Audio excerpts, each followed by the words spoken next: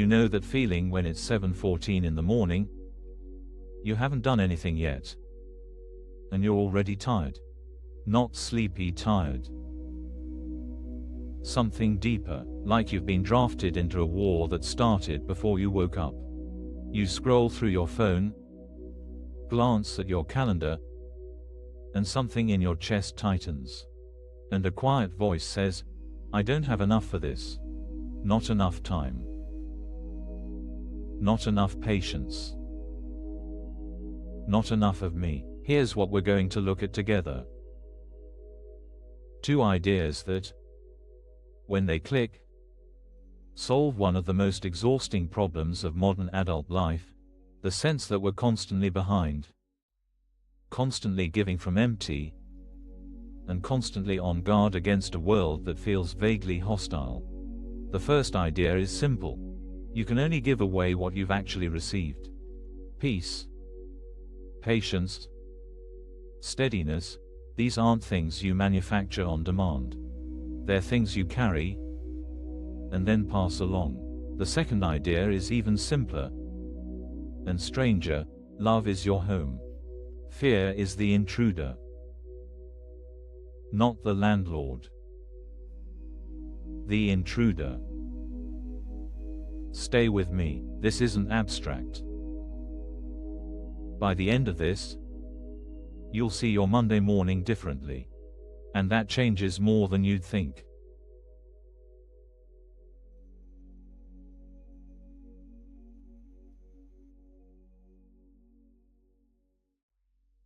Let me give you a picture that might land.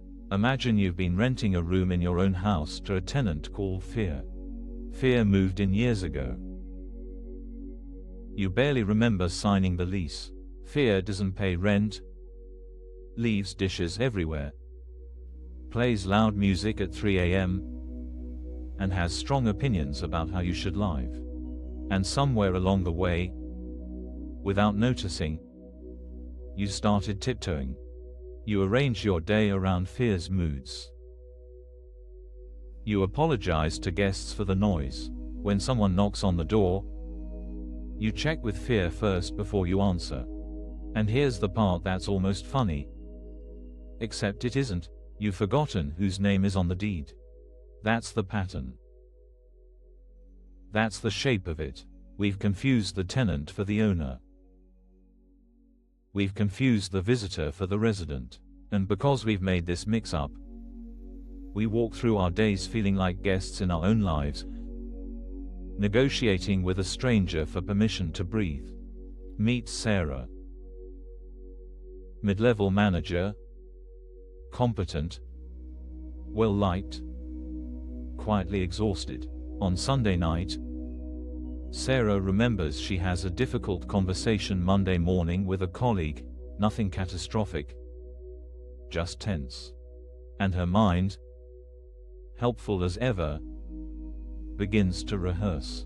By the time Monday morning arrives, Sarah has fought this argument 17 times in her head. She's lost twice. She's won 15. She has prepared cutting responses to things her colleague hasn't said.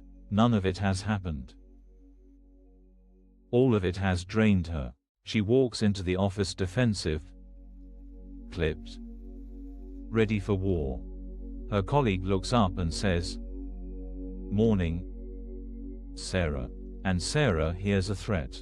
She hears strategy. She hears an opening move in a game that only exists in her head. Here's the thing. The trigger wasn't the colleague. The trigger was the tenant she'd been feeding all weekend.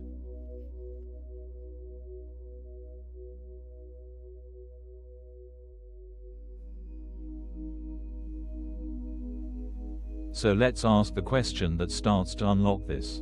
What if you've already received something, and you keep forgetting you have it? Think about the moments in your life when you were genuinely calm.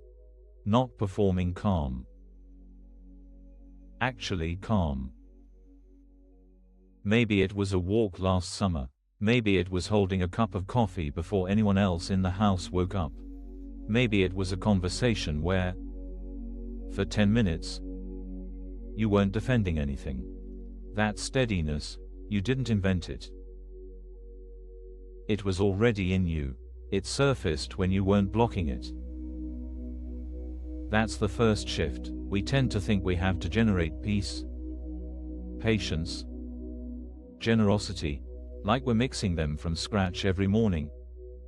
And if we don't have the right ingredients, we're out of luck. But it doesn't actually work that way. What we offer other people, the tone in our voice, the softness in our eyes, the willingness to hear them, we're not manufacturing that. We're passing along something that was already here, which means the exhausting math changes. You're not giving from empty, you're giving from something that was given to you, and keeps being given, quietly, whenever you stop blocking the tap. This is why forcing generosity doesn't work. You know that white-knuckled kindness where you're being nice but your jaw is tight. That's you trying to hand out something you don't currently have access to. The move isn't to try harder. The move is to remember what you're already carrying.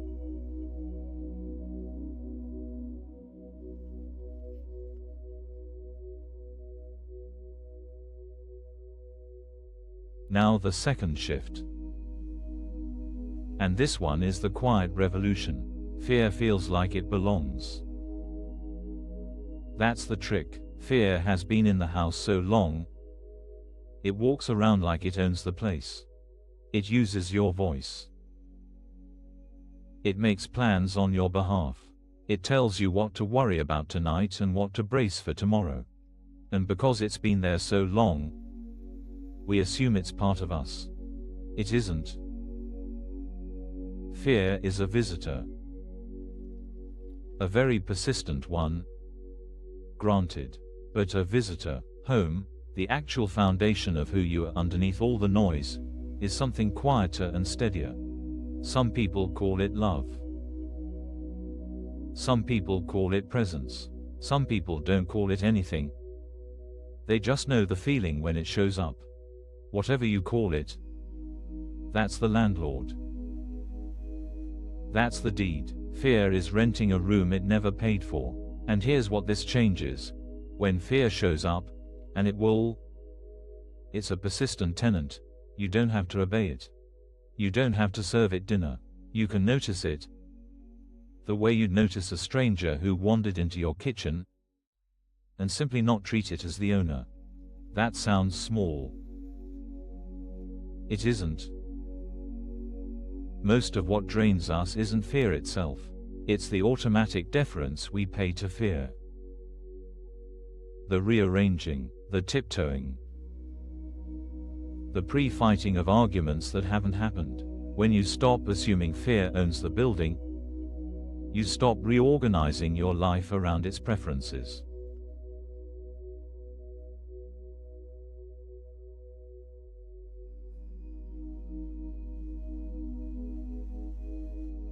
So let's rewind Sarah's Monday. Same Sarah. Same colleague. Same meeting, but this Monday, Sarah wakes up 10 minutes earlier and just sits. She doesn't meditate in any impressive way. She doesn't chant, she just sits. And she notices something quiet already present in her, some baseline steadiness she didn't have to build. And she thinks, almost casually, I already have something to give today. And then, this fear rehearsing in my head, it's a visitor. It's not me. That's it. That's the whole practice. 10 minutes, she walks into the office. Colleague looks up. Morning, Sarah. And this time, same words, same tone, Sarah just hears good morning. Because she's not scanning for threats. She's not defending a house she thinks is under siege. She's in her own home, and a coworker is saying hello. The meeting still happens. The difficult conversation still gets had, but Sarah has it from steadiness instead of from fear. She listens. She responds instead of reacts. Nothing about the external situation changed. Everything about the room changed.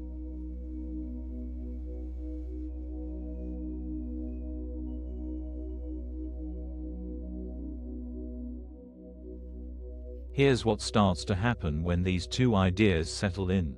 You stop white-knuckling generosity, because you realize you're not making it, you're passing it along. And you stop bracing for danger, because you realize fear isn't the resident of your life, it's a guest who overstayed. Life doesn't magically get easier. Your inbox doesn't shrink, the difficult colleague doesn't transfer departments. But your posture toward all of it changes. And that, it turns out, changes everything. So tomorrow morning, when it's 7:14 and your chest tightens and that quiet voice says, "I don't have enough for this, try something." Pause. Notice that the voice is a visitor, not the landlord. And notice that underneath the noise, something in you is already steady. You didn't build it. You don't have to. It's already here. You own the building. Time to start acting like it. Let's take a few minutes now to actually feel this. Before we move into the meditation, if this is helping you, you're welcome to like the video and subscribe. It's a simple way to keep practicing together.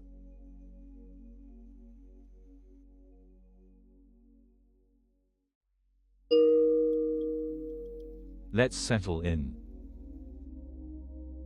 Find a position that feels supported. Let your shoulders drop a little. Let your jaw unclench. Take one breath in through your nose, and out through your mouth, and another. Slower this time. No hurry. Notice where your body is touching whatever holds it. The chair, the floor, the ground. You don't have to do anything right now. There is nothing to fix in this moment. Notice the sounds around you, the temperature of the air, the small movement of your breath. Somewhere in you, underneath the noise of the day, there is something quiet. Something already steady. You didn't build it. It's just here. Let yourself feel it. Even a little. That baseline calm, that thing that was here before this morning started. This is home. Now bring to mind any worry, any tension, any argument you've been rehearsing. Let it show up. Don't push it away, and simply notice, this is a visitor. Not the owner, not you. Just a visitor that walked into the room. You don't have to argue with it. You don't have to serve it dinner.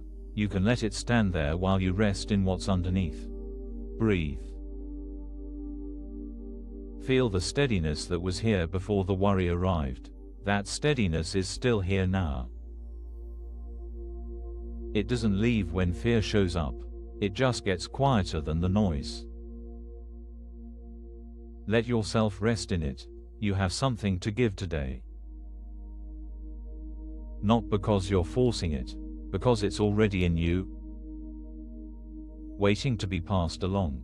Stay here as long as you want. And when you're ready, no rush, let your eyes gently open. Let your breath return to its normal rhythm. Carry this quiet with you. It's yours. It was always yours. Thank you for practicing with us today. If you'd like, there's a free digital copy of A Course in Miracles available through the link in the description. You're also welcome to leave a simple comment such as, "I am grateful. Thank you for spending this time here." Really, In a day that's already asking a lot of you.